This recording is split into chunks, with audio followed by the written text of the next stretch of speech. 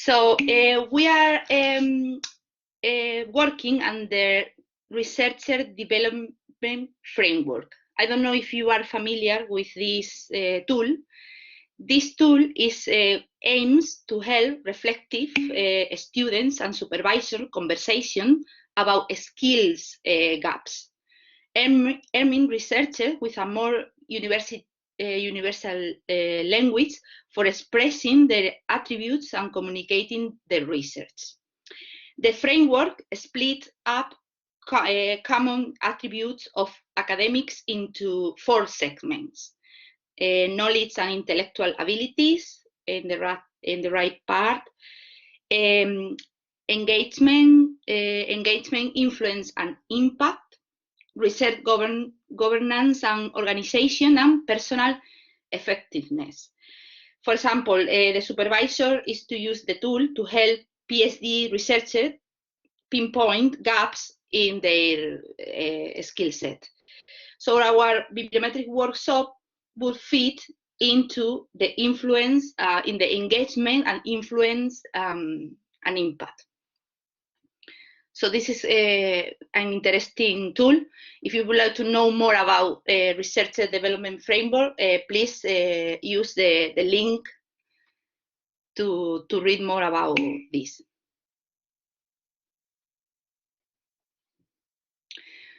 So the main outcomes, the learning outcomes of this session is explained. So by the end of the session, you will be able to explain what is bibliometrics and understand what can be used bibliometrics to demonstrate impact or influence of the research output, or how use bibliometrics to analyze the outputs, your own outputs, and compare your outputs with your area, for example, and name the main databases and tools to use to gather bibliometric data, and name the common use metrics. So, and also employ techniques to analyze outputs in the main bibliometric databases, and in general use bibliometric databases to explore different journal sources. So we are going to work around the databases, the multidisciplinary bibliographic databases that are common to use in bibliometrics. So, but first of all, I would like to ask you these questions, just to, to break a bit in order that you can express using the chat box, what do you think is bibliometrics? And what do you think is important? And what bibliometrics can help us to do? So in a couple of minutes, I would like that you express and you answer this question using the chat box. What do you think is bibliometrics? And also, if you would like to, to answer, what was your interest to attend to this webinar? Why did you decide to attend to this webinar?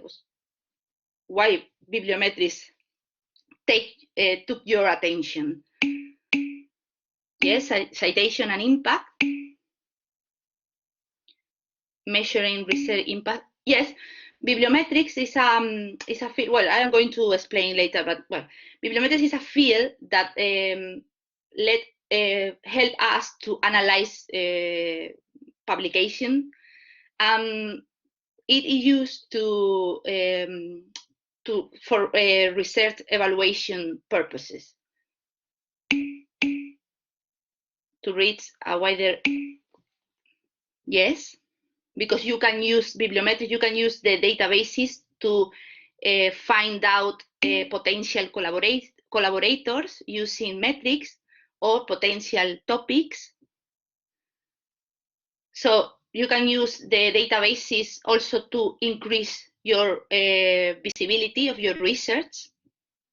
Cybal, wow, Mario mentioned Cybal. Cybal is an advanced tool.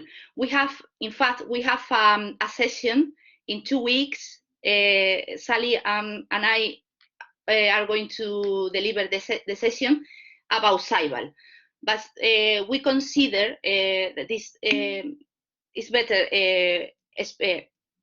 understand what is bibliometrics, the basis of bibliometrics, because Cybal is a bit advanced.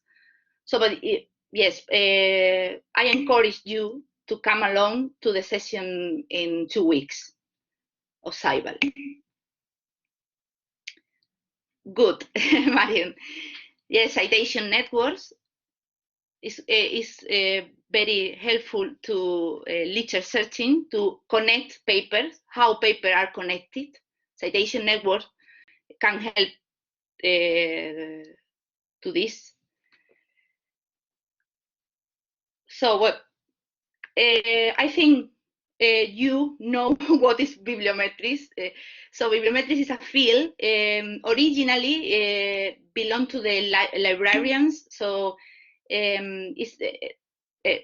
was born in the libraries to count the use of the books in order to buy some collection. Or was the original bibliometrics.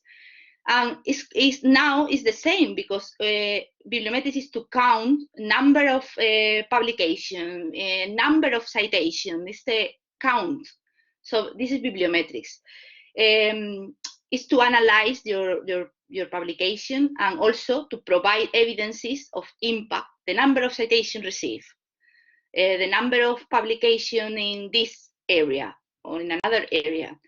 So you can use bibliometrics for publication, citation. You can analyze an individual researcher or a research group, for example, different researchers that you would like to analyze, or an institution or a country, or a comparison between countries or research area. If you would like to know more about bibliometrics and measuring research impact, please visit our webpage in the library. We explain the different indicators and more about bibliometrics.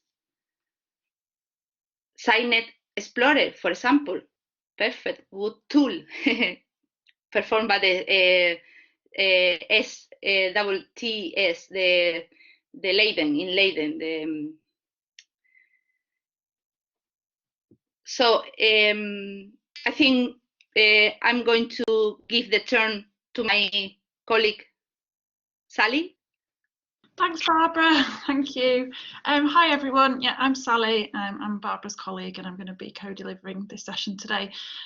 So yeah, what are the benefits of using bibliometrics? So I think a lot of you have picked up on quite a few of the reasons why you might want to use bibliometrics, and Barbara's talked a little bit about it as well. So we can really focus in on analysing our own publications and our own citations, and who's citing us, and counting those citations, and that's really useful, and we can use that information to provide as evidence, and to provide the evidence of influence of our research, which is really useful. But we can also use bibliometrics for other things. And there's lots of number of benefits, other benefits, in addition to that kind of counting the citations. We can actually use it to help us find possible topics that are maybe performing quite well or are just emerging. We can use some of the tools to find those topics and maybe identify areas where we might want to publish on in the future. And as Barbara's covered a little bit already, we can search for potential collaborators in our field. So we can search for our research area on some of these tools that we're going to talk about today, and have a look at who is actually publishing in those research areas. Who could I possibly collaborate with in the future? Which institutions are publishing in these certain areas? And we can use bibliometrics to help us with those sort of decisions. We can also, as an institution or as a research department or a faculty, can start analysing our publications and identifying those research strengths within our research groups. So we can have a look at, for example, a school or faculty and have a look at their outputs within some of these tools that we're going to talk about today, and really try to start identifying, okay, where are the research strengths within our researchers, and that can possibly help to inform decisions about future research interests. We might actually find some new areas or emerging areas from these tools that we might want to focus on. And finally, it can really also to support you when thinking about, okay, where do I want to publish? Now, you probably all have your own, we're going to talk a little bit about this later on, about how you decide where to publish, but not a lot of people know that we can actually use the tools that we're going to show you today to actually identify journals or other outputs, other publications that we might want to publish in. We can do a search for our research area, and we can start looking at, okay, where are the journals that people are publishing in that research area, and that might lead you to some other journals that you might not necessarily have considered publishing in already. So there's lots of different benefits to bibliometrics, not just looking at our number of citations, but it can help us with all these other things as well. So we've talked about what bibliometrics is and what the benefits are.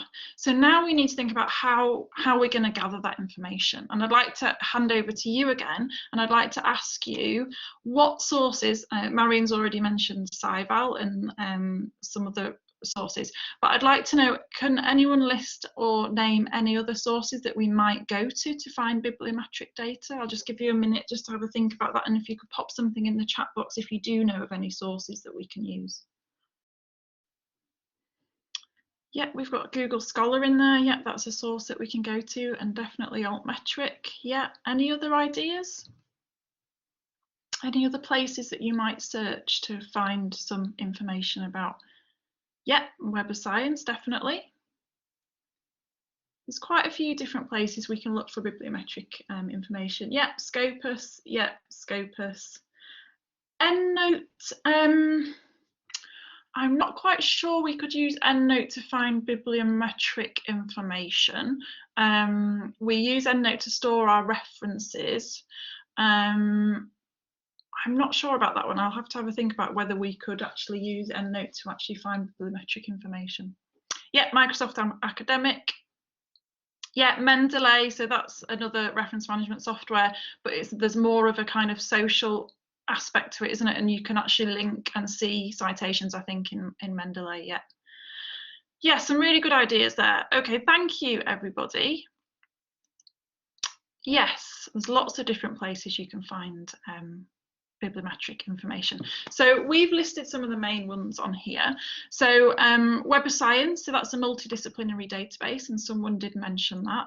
So this is a Thomson Reuters tool, and we can get some basic bits of bibliometric data from Webassign. So we can, well, actually, when I say basic, it's not basic. We can get some more advanced stuff from Webassign. So you can search for research areas, you can search for authors in there, and start analysing some of the information. So Webassign we do have access to here at the university. So yeah, that is one of the tools that we have access to.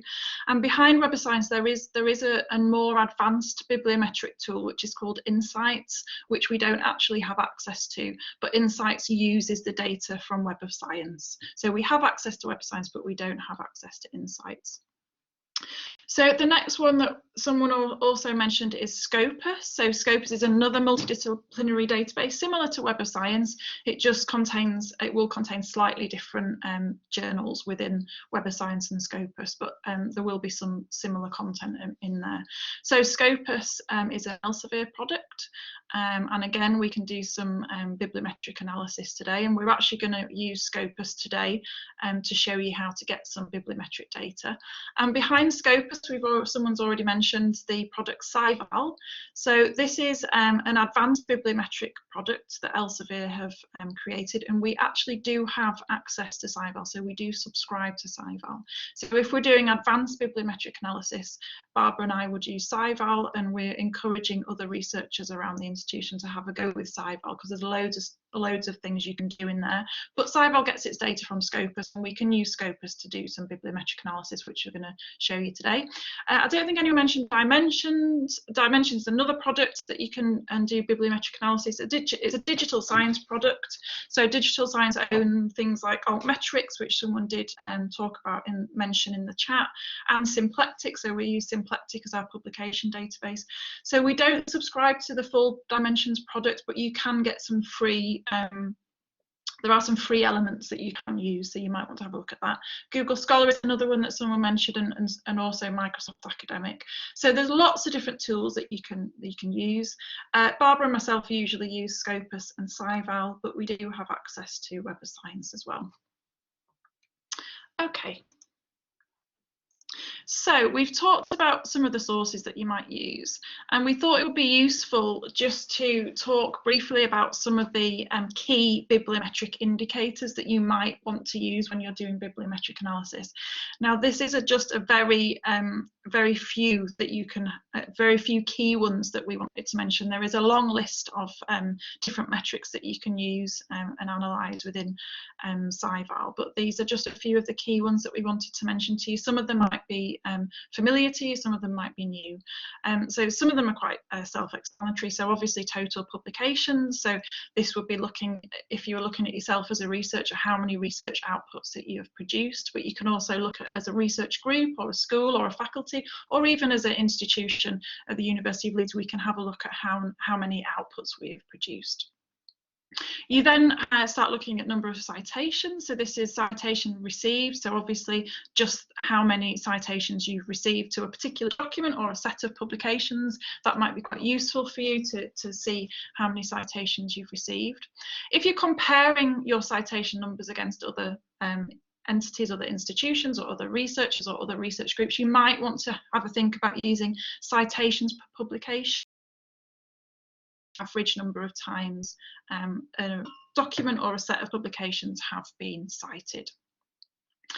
So then we might want to start looking at some journal bibliometric indicators.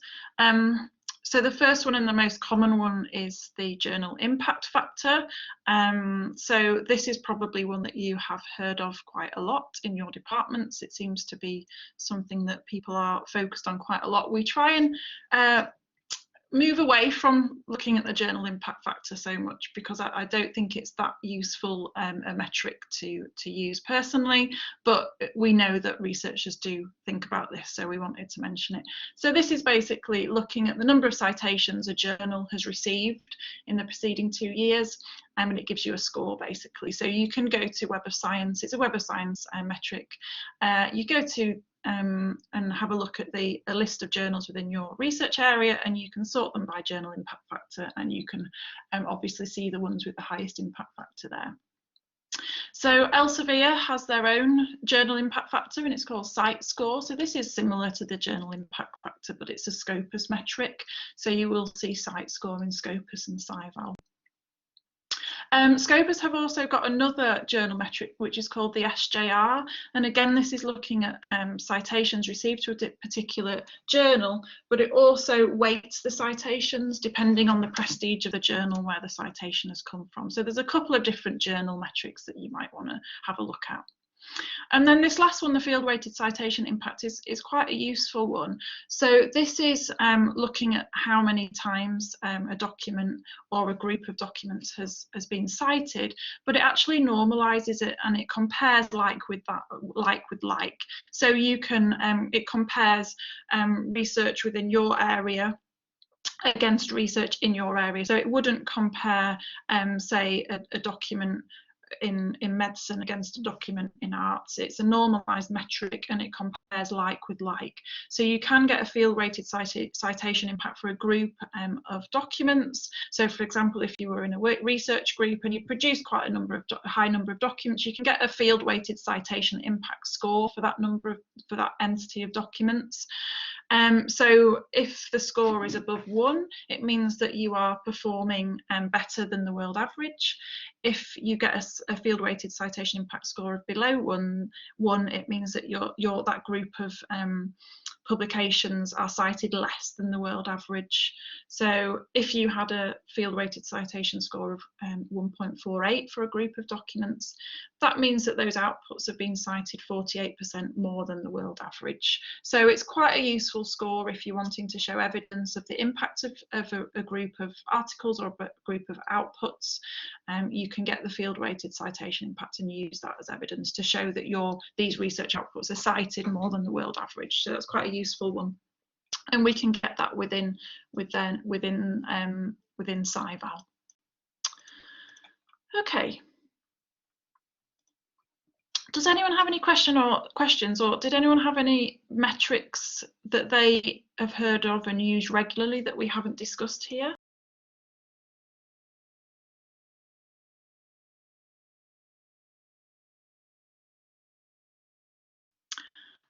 Publon, Barbara, do you know Publon? I'm not sure of that one. Is that a tool? Yes, a tool. It's not a metric. Yeah, okay. So that's a tool that you can get data from. I think Publon is related to when you revise a paper. It's a metric that, in order that score you as a peer review. Yeah. When you review, so.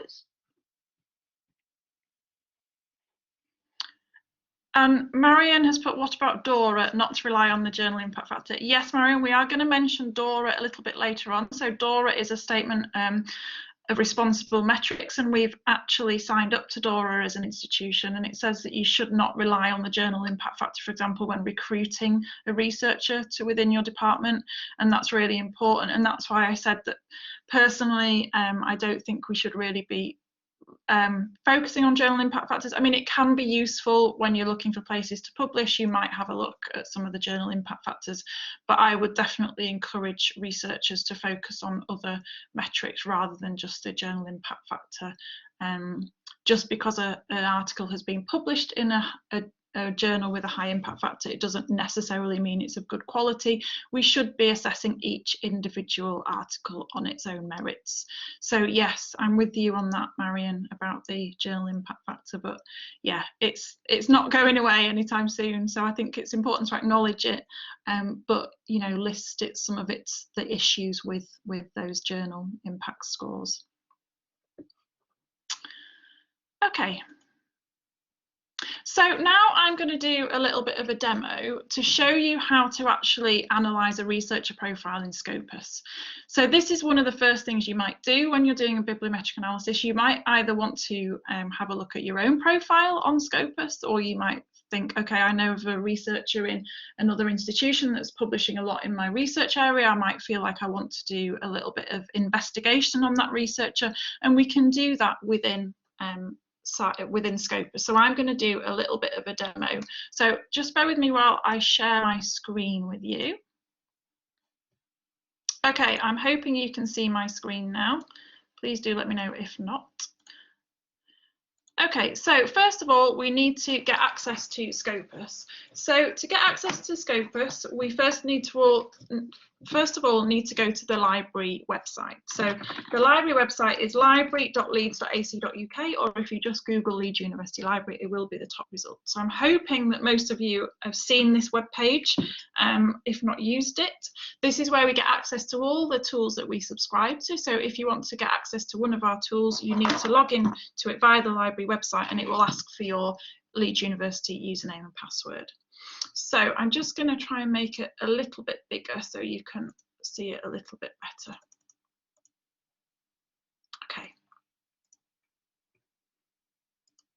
Okay, so what we do is we type Scopus into the search box here and click search.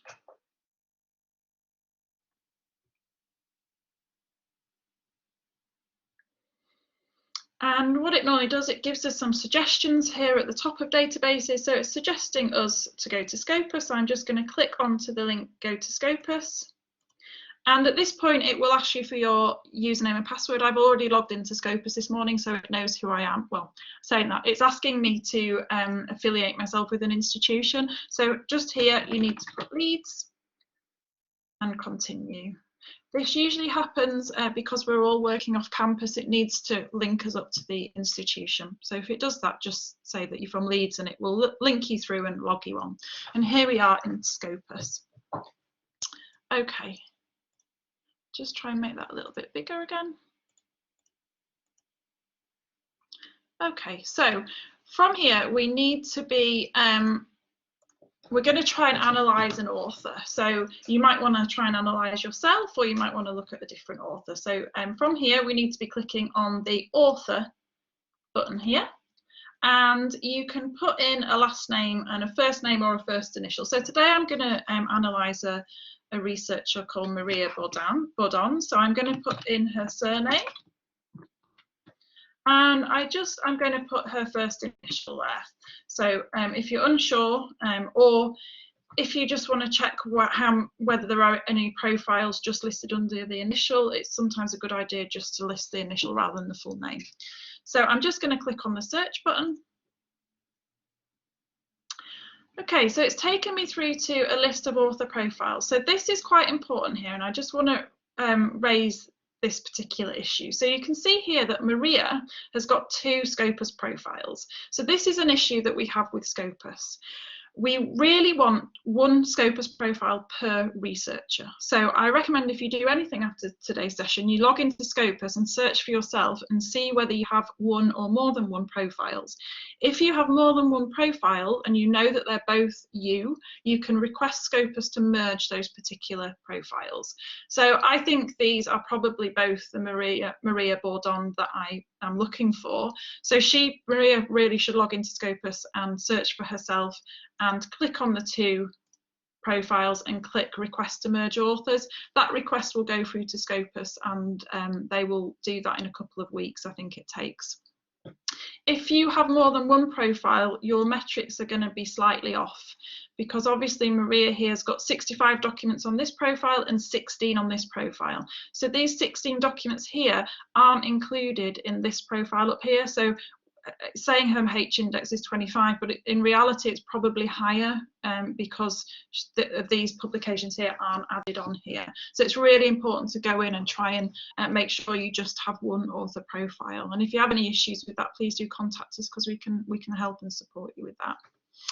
Okay, so there's a couple of things that we can do. I'm first of all going to go and have a look at Maria's author page, and to do this I'm just going to focus on this initial profile here. To do this, you just actually click on the name Maria Bourdon's here, and it takes us through to what's called the author page within Scopus, and this can be quite useful. It's just a bit of an overview of your profile in Scopus. It tells us what affiliation this researcher is affiliated with, and also it gives us our Scopus ID, and here is quite useful because this is where you can connect your Scopus profile to your ORCID ID. So if you're not sure what ORCID is basically a digital author identifier.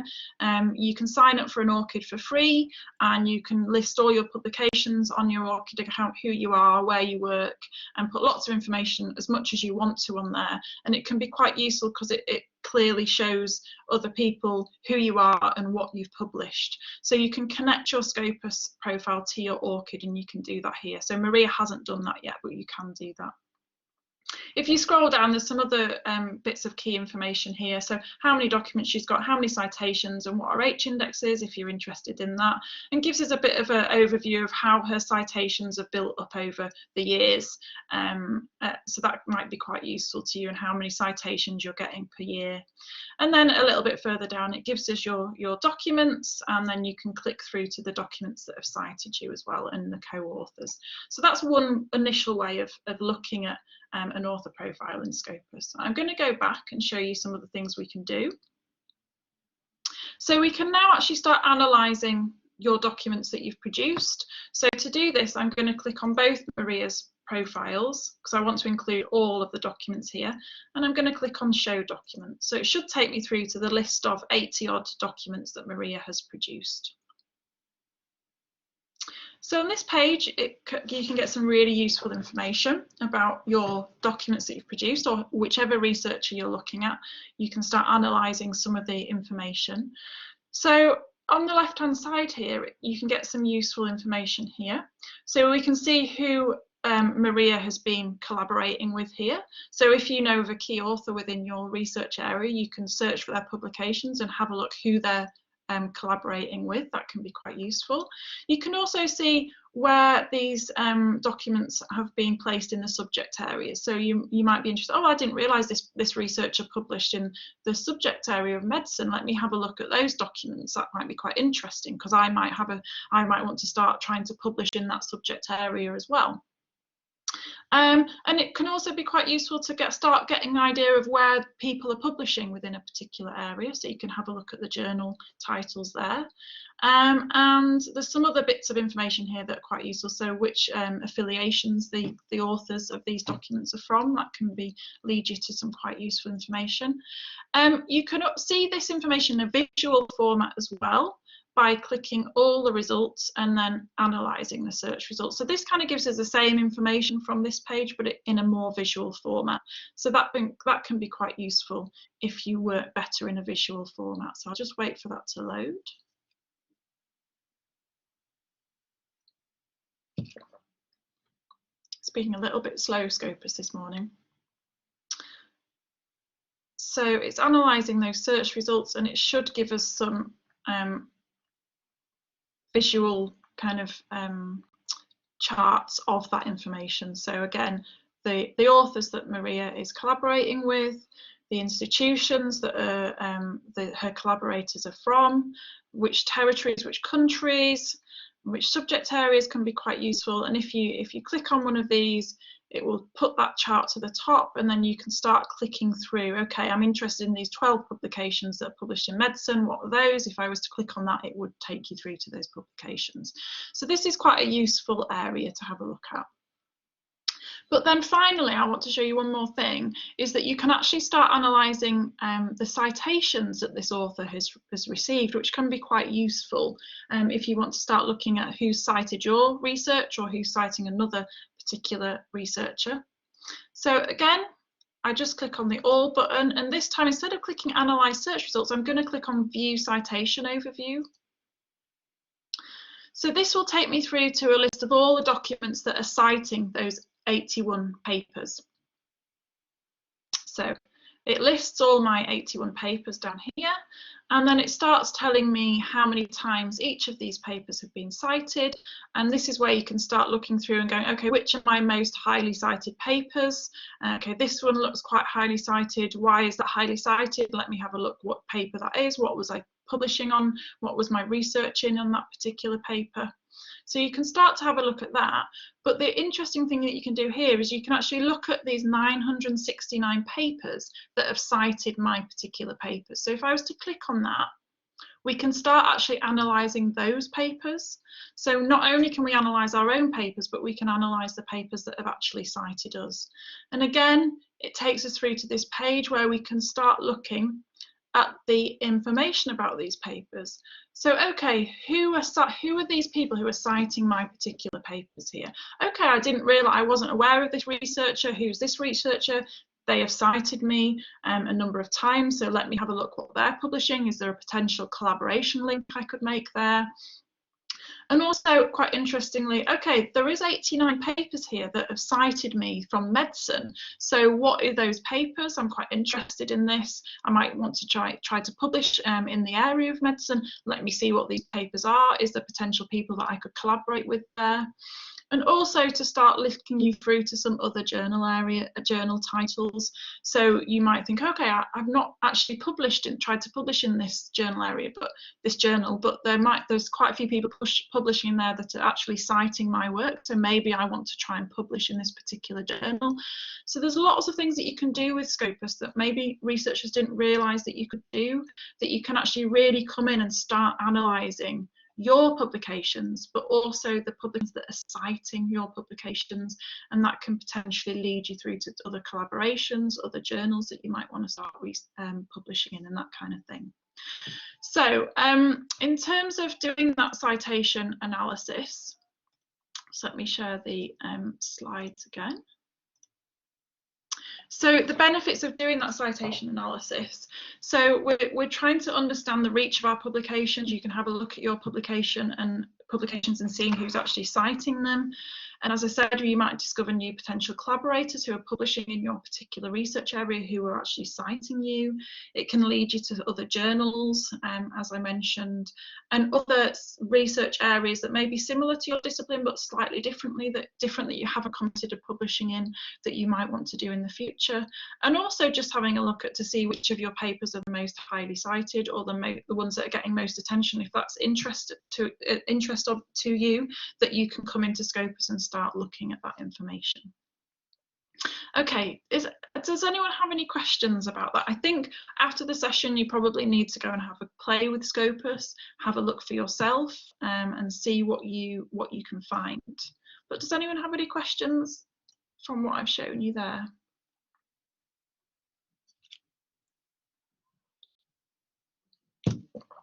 Well, if you do, please pop them in the chat or put your hand up. Okay, we've got a question. Can you merge names if surnames have changed? Yes, so if your surname has changed and it is you are appearing as two different people, you have two different Scopus profiles, or you possibly might have 3 or 4 different Scopus profiles, sometimes researchers do, and you know that they are all you can definitely merge those, and Scopus will merge them for you. Okay, Amal, should I be publishing in Scopus so that I can get this analysis? So you can't publish in Scopus. Scopus indexes thousands of journals, and Web of Science will index thousands of journals. So it depends where you're publishing is indexed in Scopus, whether you can get this analysis or not. Scopus coverage is really good, so hopefully it will have most of the journals that you are publishing in. If not, then you can go and have a look at Web of Science, and your journals that you're publishing in might be indexed in there. But hopefully, yeah, if you want to analyse your publications in Scopus, you need to make sure that the index that you're publishing in is in Scopus. But that's not a reason for publishing in a particular journal just so that you can analyse it in Scopus, because you can analyse these types of things in Web of Science too. Okay, how can I find impact factor? I think we might, well, Barbara's going to talk a little bit about how you might find the impact factor a little bit later on. Yeah. Brilliant. Okay, well, I'm going to hand over to Barbara now for the next bit, and please do keep popping your questions in the chat.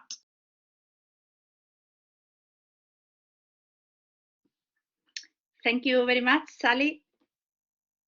So now we are going to use Scopus to analyze a specific research area. So we are going to use some keywords for your field and type on Scopus in order to analyze the publication using these keywords, in order to analyze the collaborators, the potential collaborator, the institution using these keywords, the funding agencies that funding these keywords. So I'm going to use my keywords. But I encourage you, if you could do the same process than me using your own keywords, so do the same process but with your own keywords. If you prefer after the webinar, it's fine too. So I am going to use my keyword as an example. So I am going to share my screen with you. We are using in this webinar Scopus mainly, but we don't have any relation with Elsevier and anything. Just we are using Scopus because we have the license of Web of Science and Scopus, but we have also the license of Scival, and unfortunately Scival just take data from Scopus. So we try to be a bit consistent with the tool that we use at the moment. So, but if you would like to do the search using Web of Science, is very similar than the Scopus. If you are interested that I make the same search using Webassign, please type in the chat box that I can do.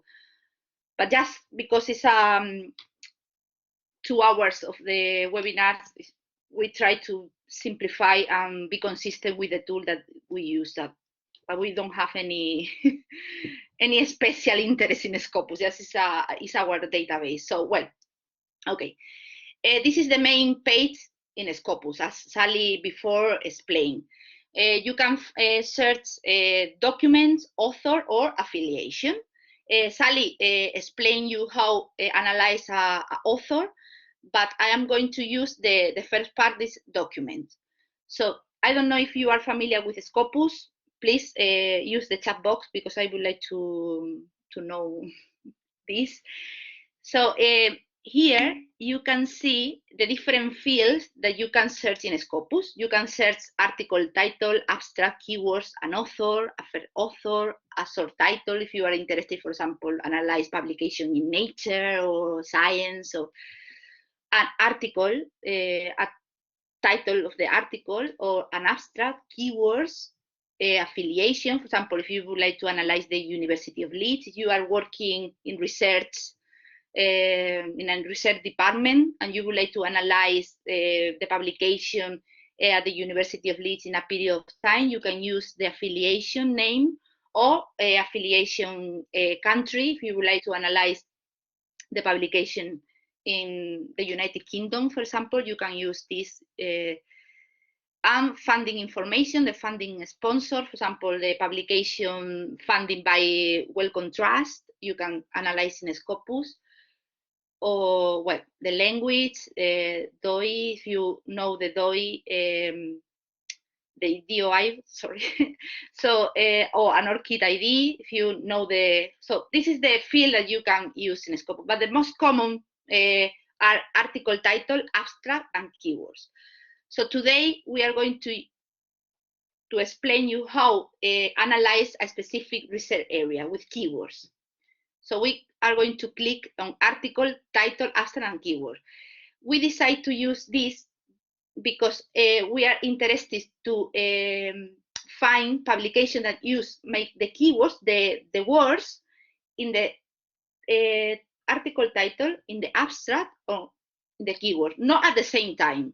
So we're interested that the words are present in these fields, in any of these fields. So for example, I'm going to type citation analysis. And I don't know if you are familiar with Boolean operators. The main one, an, or, and not.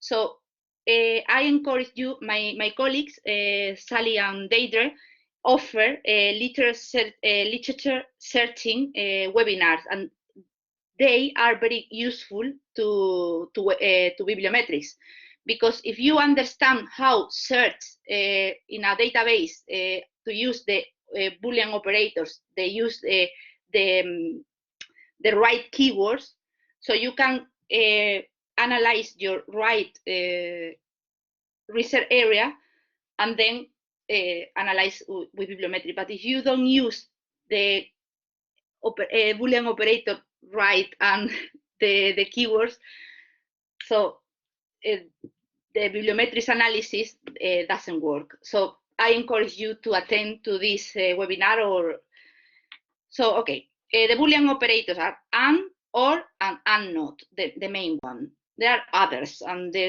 it's a very complex field, but the main one. So I would like to analyze citation analysis and bibliometrics. So I am saying the database that I would like to see publication that use citation analysis and bibliometrics at the same time. So in the article abstract, keywords, so I would like to see both at the same time. So for that I use an.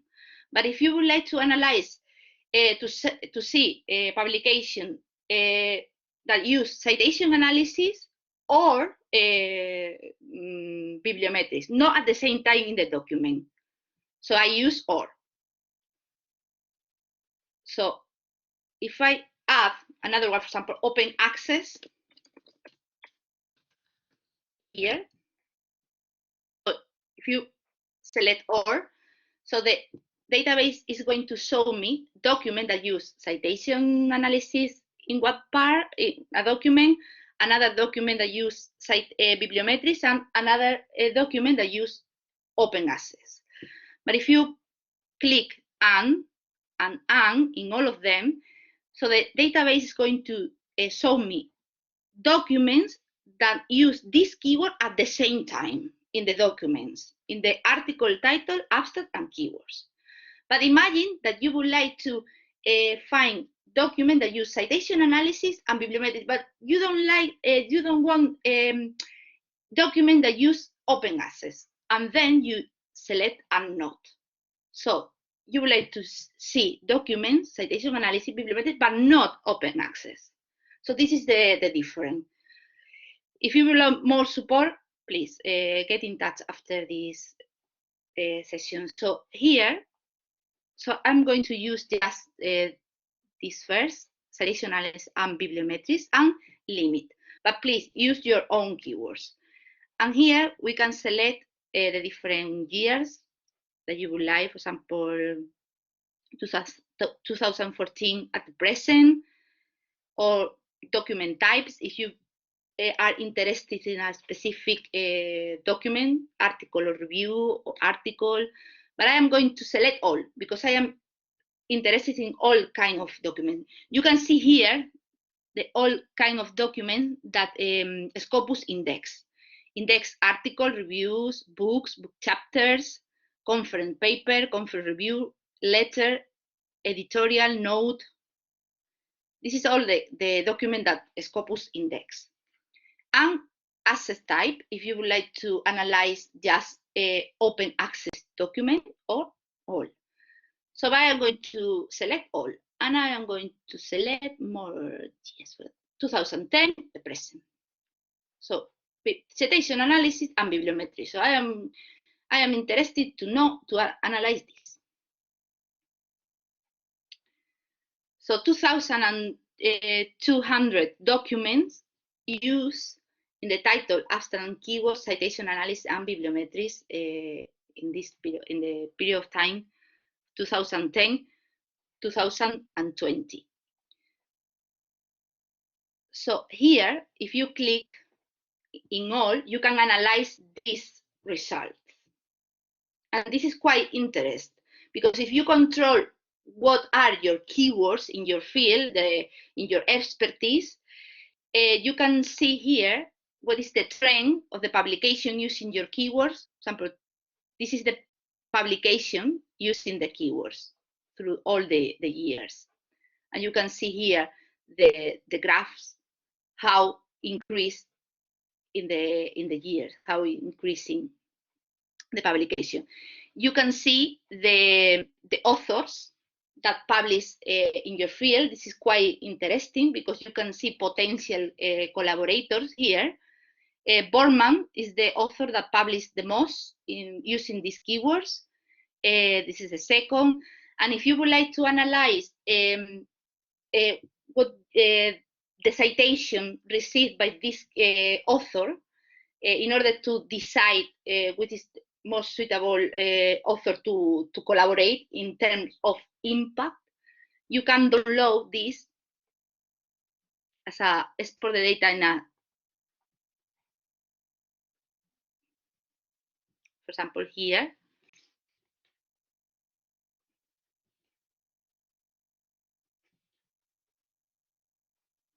So this is the production of them, and you can add here the citation received. So in order to make a decision to collaborate in terms of citation. So you can see, you can analyze the citation overview, or so 537 documents cited 20. So you can copy this here, and you can add here the citation received. So the next one, do the same. This is an analysis of, in order that you say, okay, but Borman received more citation than others. So probably I would like to send an email to Borman to ask for a collaboration in future. So you do the same with the next author and calculate the citation of his publication.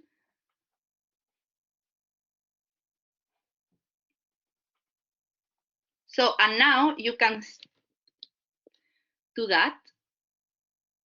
So how many citations per document were received? In order, so still Borman received more citation per document than Merigo. So in order to decide potential collaborators in terms of citation, if you would like to increase your citation. Or...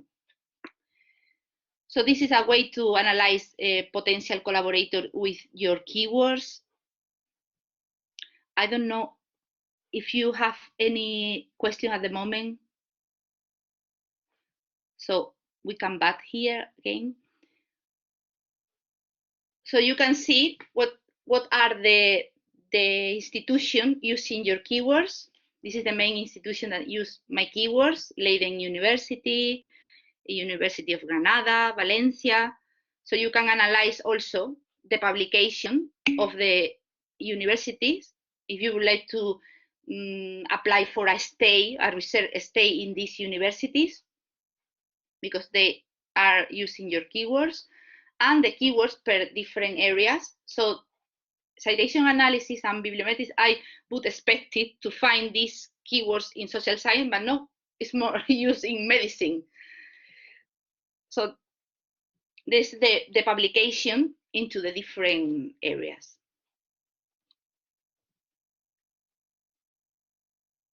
And these are the journals. We'll come back to the analysis as more. Barbara, we have a question. Could you please show the Excel document again, please? Yes. I think I, or probably I, well, with the author, or with the author, I can do it again.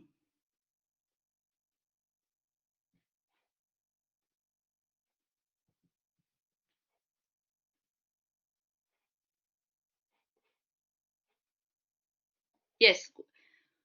Which is the question? It just says, could you please show the Excel document? If you want to expand in the chat what are you particularly interested in the Excel document, or did you just want to see it again? Then that's fine. Yes. The list of authors and the citation counts. Yes. This is the document, and you can add here the citation, and also you can calculate the citation per document, because if you for example calculate just the citation, the total citation, the number, the total number of citation probably is higher in the first one, because Borman produced more papers. So it's useful that you calculate citation per document in order to standard how many citation per document received Borman or Merigo, in order to be more, yes. So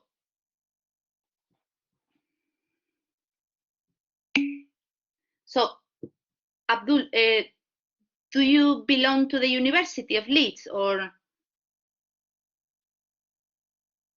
Because if you belong to the university, you can access to Scopus. So what? We come back to the analysis. So you can also analyze the open access documents, and you can analyze, for example, the citation received by the document published in open access, if you see here, and compare what is the number of citation received by the document published in another kind of journals, not just open access. So you can calculate that. In order to see the benefits of publishing in open access or not.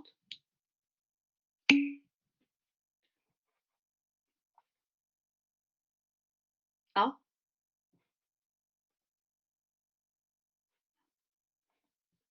So a total of 9,000 citations were received by this author. So 600 documents received 9,000 of citation. And if we analyze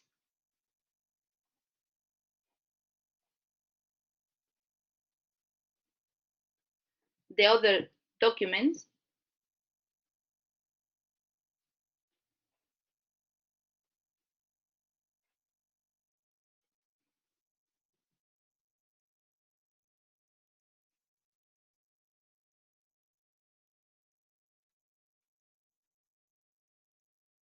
well, in order to analyze how many citations, but again, it's better that you use the citation per document.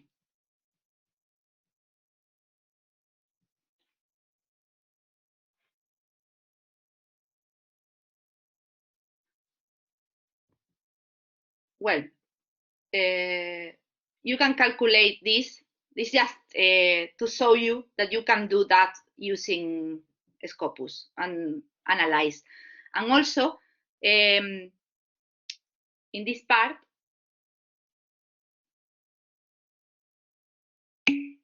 you can see the documents by countries here.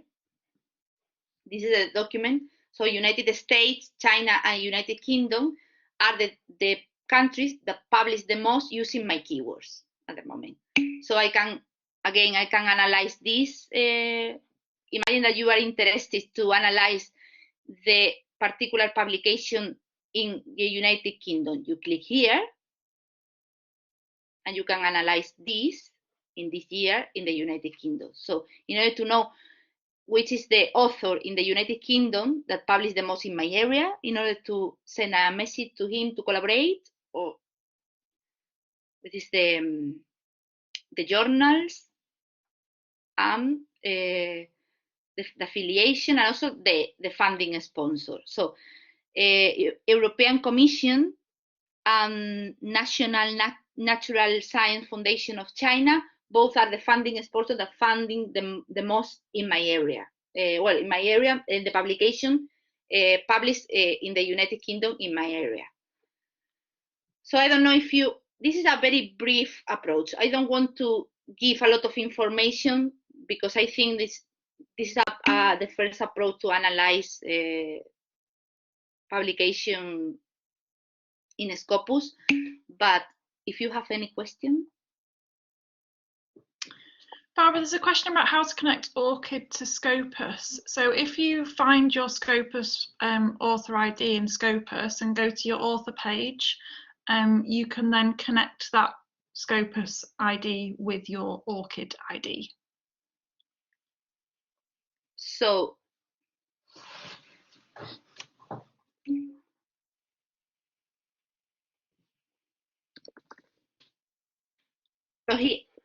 the researcher has an ORCID ID, and he would like to connect the ORCID ID with the Scopus.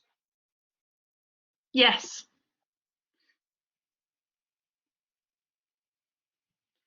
So yeah, Barbara's already connected her ORCID to her Scopus ID, but that's where you would click to connect the two together. So I'm going to send you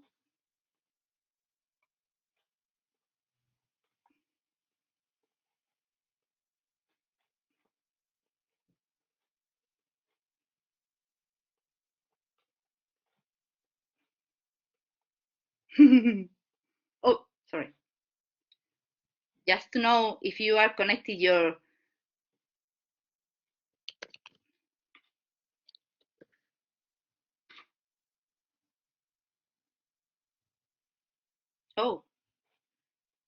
you have a publication in Scopus,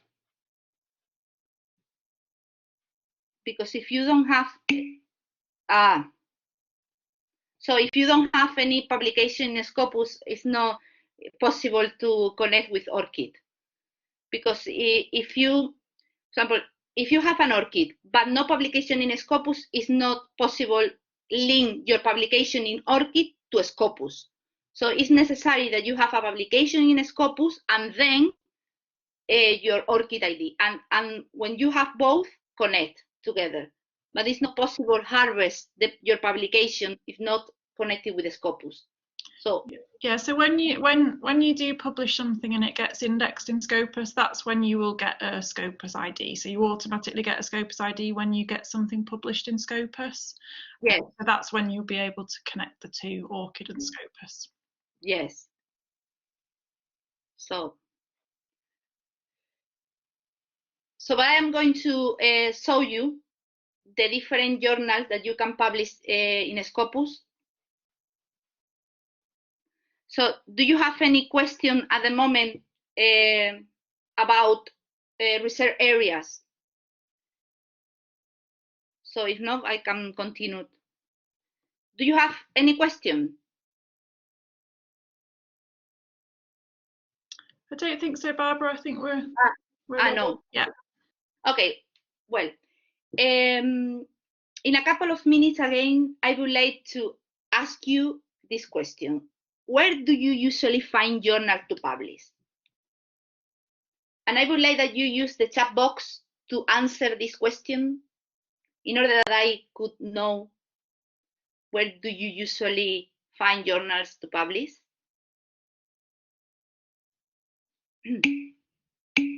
From senior colleagues, appetite?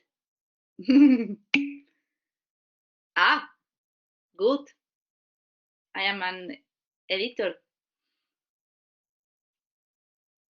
Which is your journal, Mariam? Saimago, yes. Appetite. Articles I read. It's Elsevier. Good. We can find appetite now using the tools to analyze, but probably you know that already, but just as an example, if you would like to see. References, yes, it's a good way, because if you read an article related to your research and this article is published in a journal, it's a potential journal to publish your paper, of course. Sometimes journals are linked to learned societies. Good. So there are lots of journals in the world. There are a lot of sources, and there are different classification. But the multidisciplinary database Webassign and Scopus index their journals. So they have their own policies to accept the journal to index in the databases.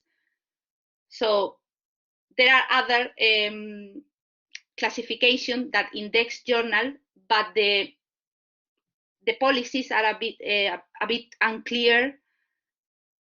So Scopus and Webassign has their own requirement to index the journals. So you can find the journal metrics in Webassign and in Scopus. For example, DOAJ, the Directory of Open Access Journal, index Open Access Journal, but some of the journals are belong to Scopus and Webassign, but others don't belong to Webassign and Scopus. So Scopus and Webassign has their own requirement. For example, a clear editorial board, the peer review, both have the index, the journal index in the database has a clear peer review that don't the time the author have to wait to receive the first answer to the, so they don't take a lot of time to wait for the first answer when you submit a paper. So they have their own requirement to, and now there is a problem of predatory journals. So be careful with that, because they send a lot of messages saying publish in 2 weeks. So be careful, use, I am not encouraged to publish in the journal that belong to Scopus and Webassign if you don't like this, okay. But check with Webassign and Scopus if the journal that send you through email published in my journal and pay 1,000 pounds and you publish your paper in 2 weeks. Please copy the title of the journal and search in Webassign and Scopus, because if they belong to the database, has some quality requirement. So, well, going to, because this is a, so we have a webinar about where to publish. If you would like to know more about different ways to publish, we are offering, my colleague Kartin and me, we are offering a webinar focused on where to publish. So if you would like to know more about that, because in this session of Bibliometrics is briefly, but we explain more in the webinar of where to publish. So, okay, journal rankings, journal classification. So the main one, as I explained before, is Scopus and Webassign. Scopus has their own collection of journals, and the way that the Scopus classify the journal, I think, is a 22,000 of different journals belong to Scopus from different areas. So Scopus classified depends of the scope of the journal, classified into different areas. The main areas are 27 subject areas, are arts and humanities, agricultural, medicine, social science, the main one. So Scopus classified the 20,000 journal depends of the scope into different areas. And behind these big areas are the subject categories. So for example, in medicine, medicine is the big subject areas, and belong could be, for example, neuroscience or oncology or cancer, so something specific, a specific category under medicine. And the journal can classify, depending on the scope, in different subject categories and also in different subject areas. So a journal could classify, for example, depending on the scope, in engineering, and also at the same time can classify in chemistry, depending on the, but both, the journal has the same journal impact factor. Doesn't, if the journal belong to, doesn't change the impact factor, but it changes the quartile of impact. So well, it depends of the number of journals that belong to the area. The journal can be in the different quartile of impact. So okay, Scopus classify the journals in 27 areas, and Webassign classify the journals in around, I think, 300 areas. But these areas are classified in 2 editions. The first edition is Social Science and Science Citation Index, is both editions. So the 300 journals are classified in 2 main editions. So in Webassign, or well, the tool belong to Webassign is called Journal Citation Reports. So we have the license of Journal Citation Report too. So you can, for example, I am going to show you how to do that, but just to explain you a bit. So you can just select the edition of science. If you are a researcher that with a hard science, for example, physics, you can select just science, and the Journal Citation Report will show you the journal and the categories belong to science, just science. But if you select social science and science at the same time, will show you the journal belong to both. So it's a way that they classify the journal, and they have different, because they belong to different companies. So Scopus belongs to Elsevier, Webassign belongs to Clarivate Analytics, so both belong to different, so they have different coverage.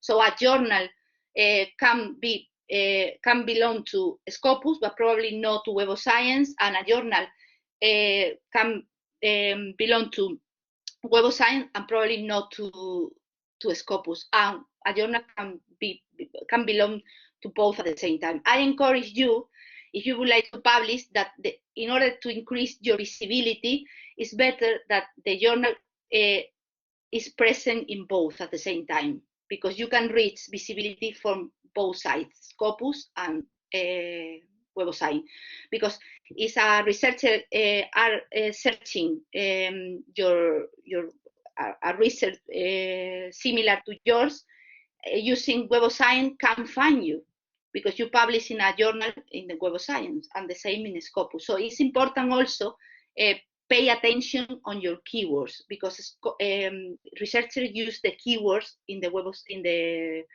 in the databases. So pay attention when you write a paper and you submit a paper, use the right keywords, because keywords are very important for your visibility, in order that people can find you, your document.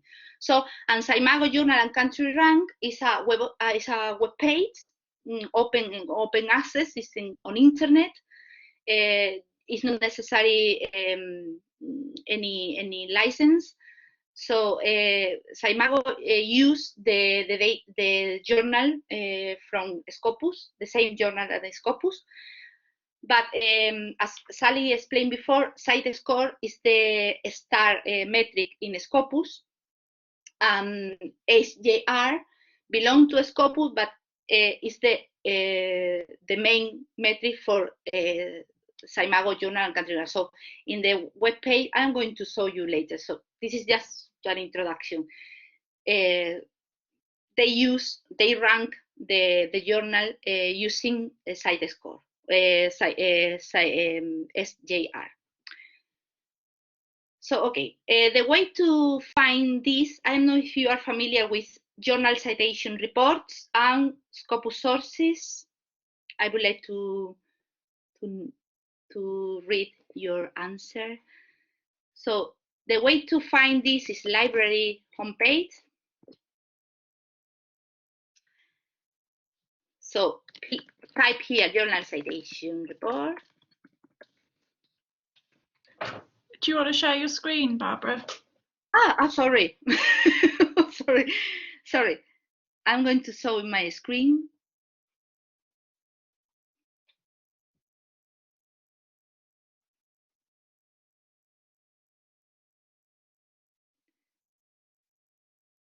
Yes, check where the highly cited paper in our field are published. Yes, it's a good way to do that. So, sorry, so this is the main web page, the library. So type here journal citation reports.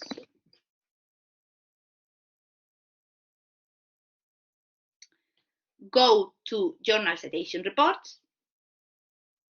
You need to authenticate, but now it's not necessary because I authenticate previous to this webinar. So this is the main part of journal citation report. Journal citation report, again, belong to Web of Science. So just journal that index in Web of Science. This is you can browse by a journal, if you would like to analyze a specific journal, or by a category or custom reports. But at the moment, we are going to use browse by category. So if you can see in the left part, you can select the different edition, the science or the social science, as I explained before, the different journal citation report year. So because, as you probably already know, the metrics, the journal impact factor and immediacy index, or so they change every year. It's not the same. The journal impact factor can be different in different years.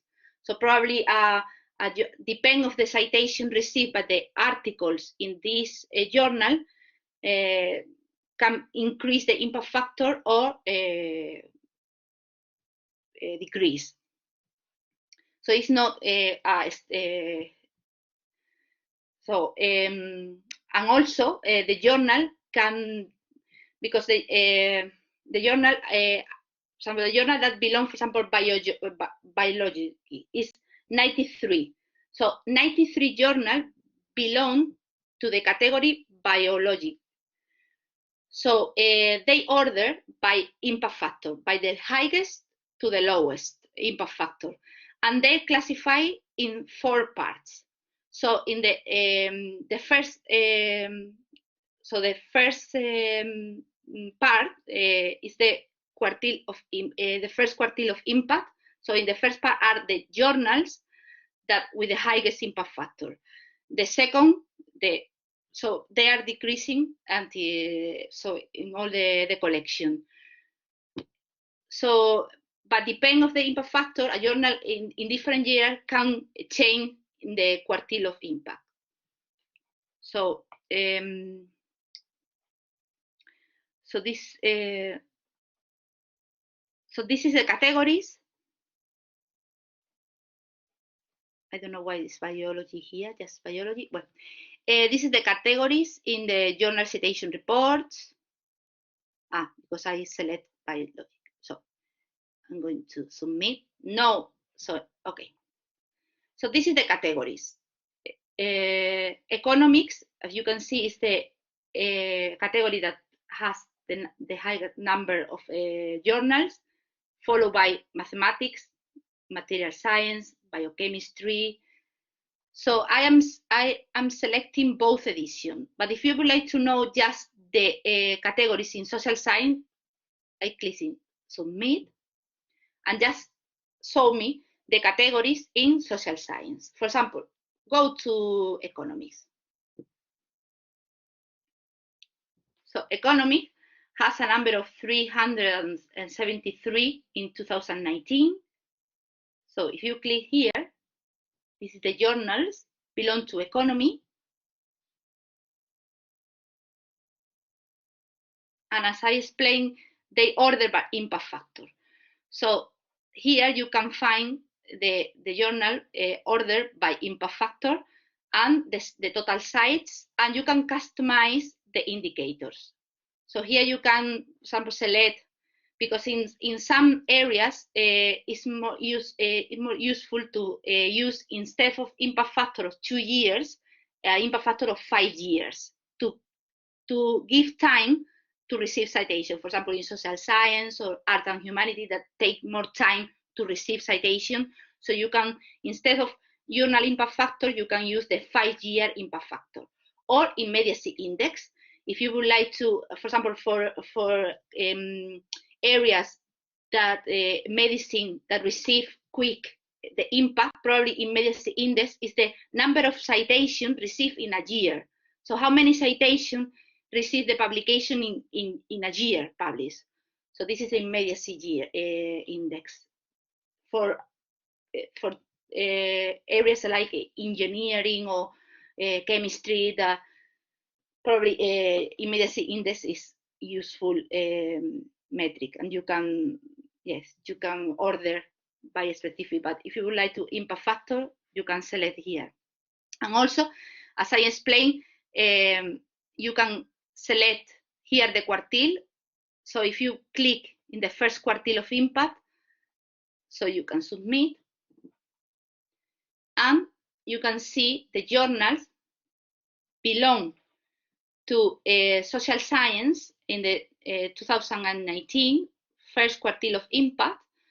And you can, yes, you can pick here what you want, or if you are interested to analyze Elsevier, or just a journal belong to a specific country, or so the different journal metrics are there available to use. It's just to in order to analyze where to publish, it's better that you use different metrics, not just impact factor, total sites, or a combination of some metrics. So, do you have any question at the moment about this part?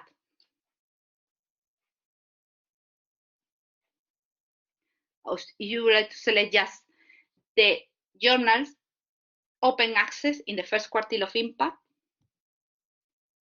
Just two in economics. And you can also compare journals. We explain this more in the Where to Publish webinar.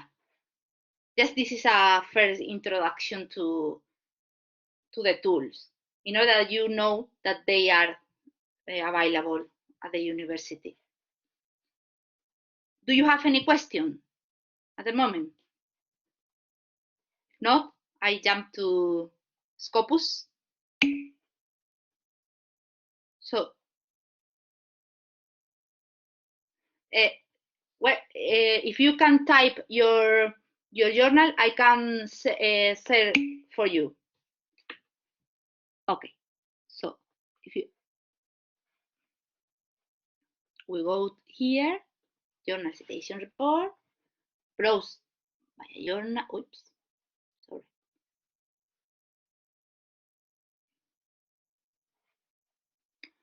Oops.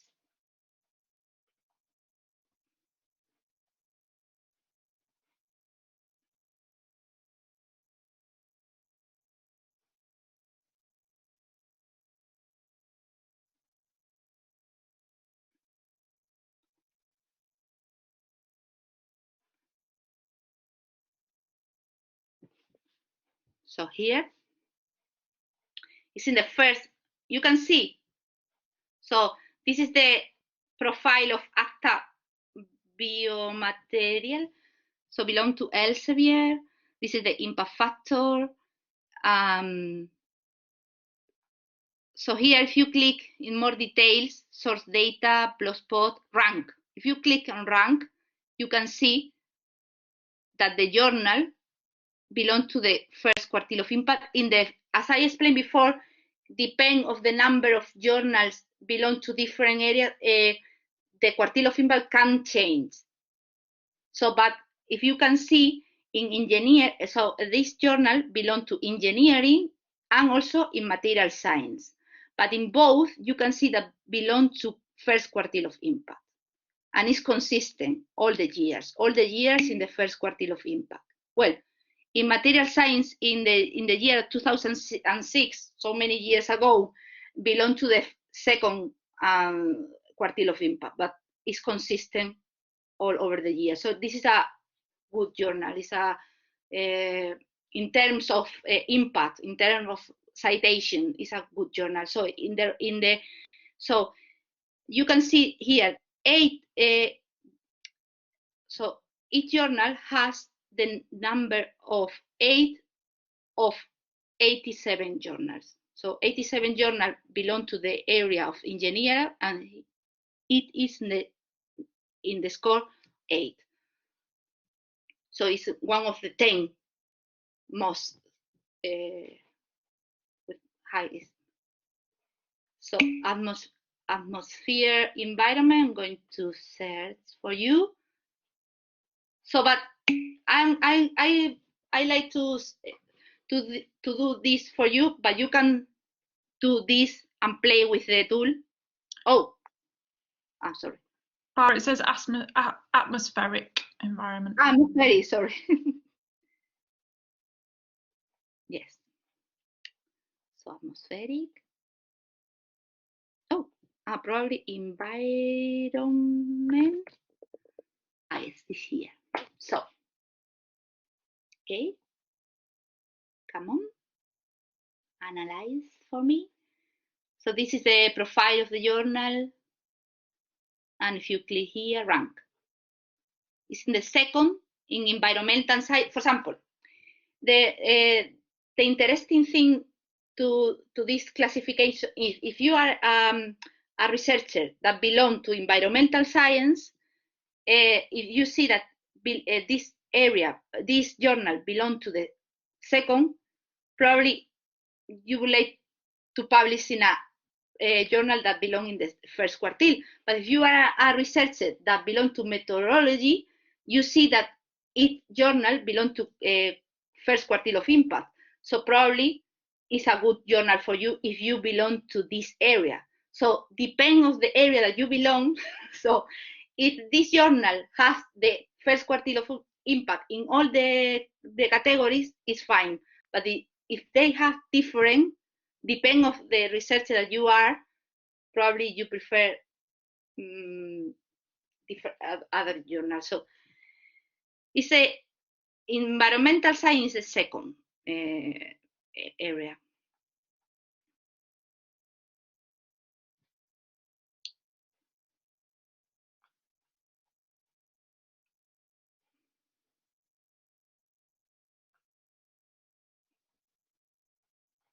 So if you click here,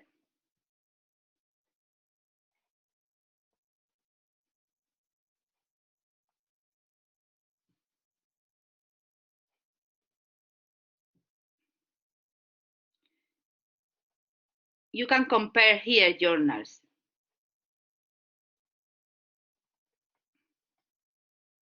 Oh,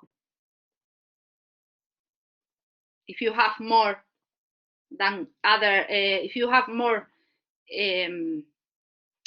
for example, impact factor, or if you have more option, you can compare here in order to make decision. Say, okay, this journal belongs to the second quartile of impact. So, do you have any more questions? Happy to support after this webinar.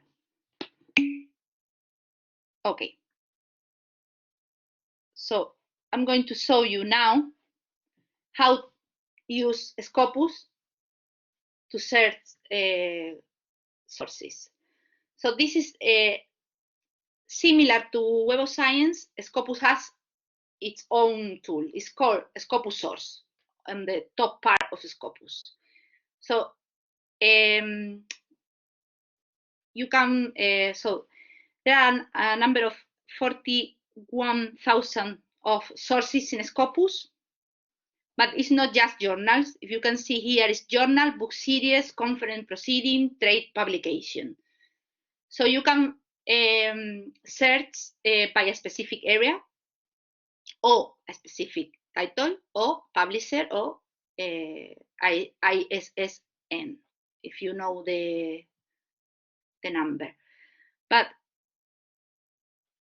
so if you click over here, so they classify, as I explained, they classify the journal into 27 areas, big areas, broad areas. So it's agricultural, biochemistry, business, chemistry, computer science, decision science. So you can select agricultural, but if you are a researcher belong to the big area agricultural but specific in food science, you can click in food science because you are interested not, for example, not in all the journal belong to agricultural science. You would like to know the journals just in food science.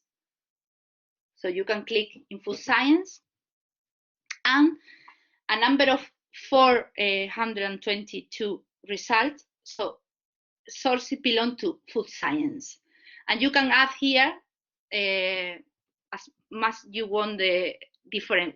For example, imagine that you are a researcher of food science, but a bit of cell biology. So click here and you add. So as you can see, the number of results increase because you are using the different areas. And again, the same that in journal citation report. So I'm going to. They order by site score, by the highest to the lowest. So Nature Reviews Molecular Site Biological is the journal that has the highest site score. Is the first in this area. It's the first of 274. So 274 sources belong to this area, and this is the first one, according to site score. So you can see here more indicators, the SNP and SJR. So this belong to Springer. And you can display just only open access journal or journals in the first quartile of impact. So you can perform your search as you want. And also you can click in all and export in your Excel if you would like to analyze later. So this is your choice of journals with your, in order to, you would like to analyze later in more detail. For example, Protein and Cell has a site score of 10. But if you see the citation, this journal doesn't have this has lower site score, but receive more citation. For that, it's better that in order to make a decision to publish, yes, look in the site score or journal impact factor, but also in other metrics, not just in one metric. So use different metrics to make a decision.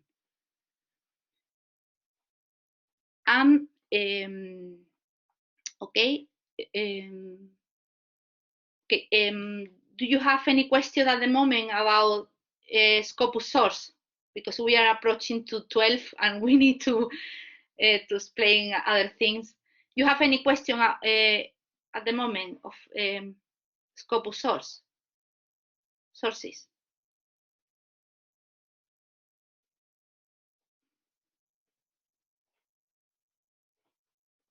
No? Okay. But the last one is SJR. Okay. Okay. Okay, Mariam. But happy to support after this webinar. I don't want to give you a lot of information because I think it's a first approach to bibliometrics, and I think this is a world of metrics and a lot of things to consider in order to understand the field. So SJR is a web page, as I said before. So it belongs to this research group. You can analyze journal rankings using SJR. Some years ago, the metric in Scopus was SJR, but at the moment it's site score. So so here you can click in journal rankings, select chemistry, for example, and they order by SJR.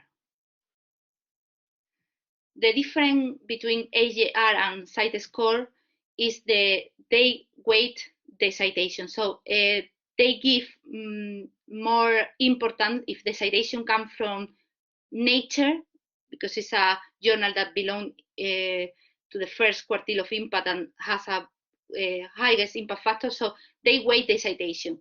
If the citation comes from a journal that classifies in the first quartile of impact, has more importance than if the citation comes from a journal that don't belong to the first quartile of impact.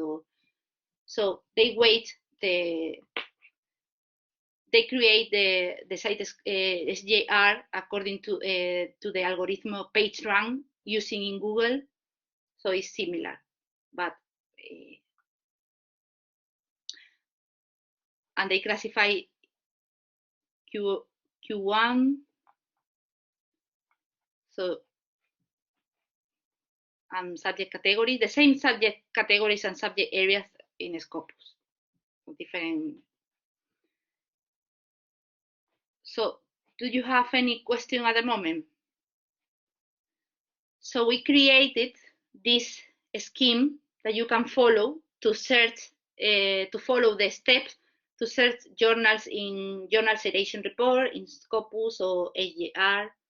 So you can follow these steps to find journals. But if you would like more support, we are very happy to support after this webinar. I'm going to give the turn to my colleague. Thanks, Barbara. So just a couple more things to say before we finish. So we just want to talk a little bit about things that you need to take into consideration when using bibliometrics. And I think it's really important that we address these and highlight them to researchers.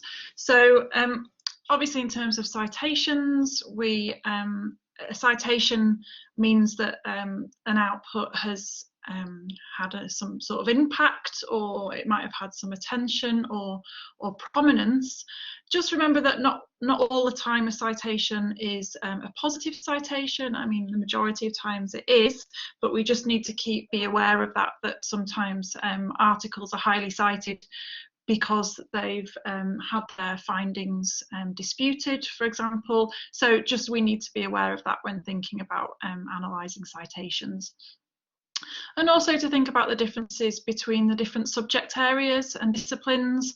So obviously, if you were thinking about citations from medicine, outputs are much more highly cited in medicine than, for example, in the arts subjects. So it's not appropriate to compare researchers or research groups from different disciplines. That we need to be really trying to compare like with like when it comes to bibliometrics, because each area has their own publication and citation patterns, and they differ across the disciplines. And also please remember about the level of researcher experience. It's not appropriate to compare an early career researcher with a researcher that has been researching for 40 years. The researcher who's been researching for 40 years will have higher number of citations. So it's not appropriate to compare researchers at different levels, and just be aware of that when you're doing your analysis. If you are analysing groups of researchers or research groups or schools, then we need to be aware of that. And it might be more appropriate to for early career researchers to use things like altmetrics. So these look at how your work has been talked about on social media, or whether it's been picked up on the news, rather than how many times it's actually been cited. So we can use different methods to kind of try and analyse someone's impact of research if they haven't been cited because they're a very early career researcher. And also just remember about database coverage. So when we use Scopus, we can only analyse the data in Scopus. So if a researcher is publishing a lot in a journal that isn't indexed in Scopus, then that data will not be in Scopus. So we won't be analysing that data. So just be aware of any information that you might be missing out of your analysis, that Scopus doesn't cover absolutely every single journal in the whole world. It can never do that. So we need to be aware of that when we're doing our analysis. And just a couple of other things that I kind of consider to be important, things like women get less cited than men, men self-cite more often than women, so we have to be aware of these issues as well when tracking and looking at citation coverage. And of course things like Black and ethnic minority researchers get less research funding, so there'll be less research done by those research staff. So there's lots of different things that we need to consider, and you should never just use bibliometrics on its own to analyse the impact or influence of research. We should be using other things like peer review and, you know, awards granted and that kind of thing. So we just wanted to flag that up as, you know, bibliometrics can be really useful and really great to help you analyse these things, but we just need to keep some things in mind when we're doing that. And also, Marianne mentioned at the beginning the DORA, which is a Declaration on Research Assessment. So Leeds University have recently signed up to DORA, and that's a really positive thing. So DORA is really around how we can use metrics and bibliometrics responsibly. So as Marianne said at the beginning, within DORA it says that we shouldn't be using journal-based metrics such as the journal impact factor to measure the quality of individual research articles or individual researchers. We should very much be looking at the individual research articles that people are producing. Okay, got a question. How about non-English publications? Is that a question about coverage within the databases? If you could just, yeah. Barbara, you probably know more about the coverage of non-English publications in Scopus, do you? Yes, I think the majority of the publication in Scopus and Webassign are in English, because English is the international language. So, but it's something to consider when you use bibliometrics, that probably because of the lack of coverage of other languages in the databases, to use bibliometrics indicators. So it's another, yes, it's another way to thing to consider when you use bibliometrics. Probably you are not analyzing all the publication of a researcher, because probably a researcher published in Chinese or in Spanish, and this paper is not covered in the main databases. So it's something to consider. It's a good question. Thanks, Barbara. Yes. Okay, so that was quite a lot of information. I hope it's been useful. Me and Barbara are here to support researchers from Leeds, so postgraduate researchers and research staff in relation to bibliometrics. We regularly do bibliometric reports for schools and departments. So if you are in a school or department in Leeds and you are interested in finding out more about our services and how we might be able to support you, then please do contact us. But if you have individual inquiries about how you can use bibliometrics in your role as a researcher, please do let us know. And you'll have been sent these slides in the Eventbrite email, so all the links will be on there. Of course, we're not on campus at the moment. We're normally in the Edward Boyle Library, but we're not at the moment, so please do email us on the email address. But we have lots of useful information online on our web pages, including about bibliometrics, raising the visibility of your research and where to publish. So please do check on there as well. We do other webinars. I've just listed some of them here and the link to how to book on them. But as Barbara said, she's mentioned a couple of the webinars that we do, but we do webinars on all different topics. So please do book yourself on those if you would find it useful. But thank you very much for contributing today. I hope you found it useful, and before you go, I'm just going to ask you to fill in the evaluation form, and I'm going to put the link in the chat box, or you can take a picture of the QR code. Just take you a couple of minutes to fill in, and it just give us some useful feedback on how we can take these sessions forward and possibly improve them in the future. But thank you very much. It's been nice to meet you all today. Goodbye. Thank you very much. Oh, Barbara, there's a question in the chat. There are a lot of emerging online journals. What is your opinion? Yes. Sorry, go on, Barbara. I will. So I will check with the databases. There is a part in Web of Science that is the emerging journals. So you can check this part in Web of Science. So